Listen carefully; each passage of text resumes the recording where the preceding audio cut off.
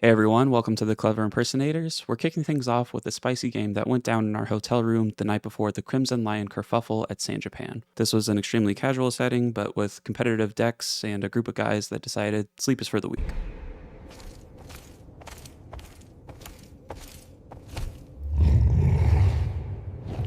In seat 1, we've got Ben on Heliod, then Jared on Rogsi, Greg on Crick, and Phil on Shadow.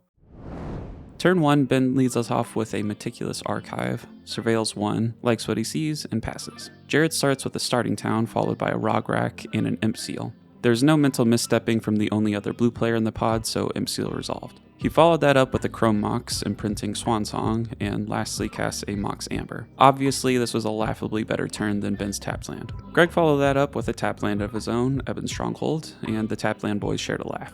Phil drops a luxury suite and passes, and just like that, turn 1 wraps up. Turn 2, Ben plays another tapped land, Mistrise Village, as he begins to realize he's bad at this game, follows that up with a Mana Vault and passes. Jared starts turn 2 by shocking in a Blood Crypt, then casts Cabal Ritual, and slams down Necropotence. And yes, I know that's not how it's pronounced. Again, the only other blue player at the table lets that resolve, so Jared pays a very conservative 30 life into Necro.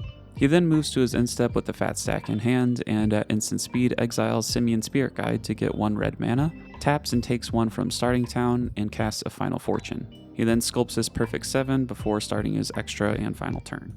He starts his extra turn with a Volcanic Island and casts Gamble, and almost immediately realizes he coulda shoulda woulda cast Demonic Tutor, because if he lost Underworld Breach or Chain of Vapor to Gamble, it'd probably just be game over for him. It's obviously great to make these kinds of mistakes in a casual setting like this to learn from instead of a tournament setting. Luckily for him, he dodges disaster. So next he casts Chain of Vapor targeting Necropotence. Holding priority, he taps Mox Amber to have a red floating, then sacks the Volcanic Island to copy the Chain of Vapor and bounce Mox Amber back to his hand. This was great tech for him since it's his final turn no matter the outcome. Might as well sack it to recast the Mox for the extra mana.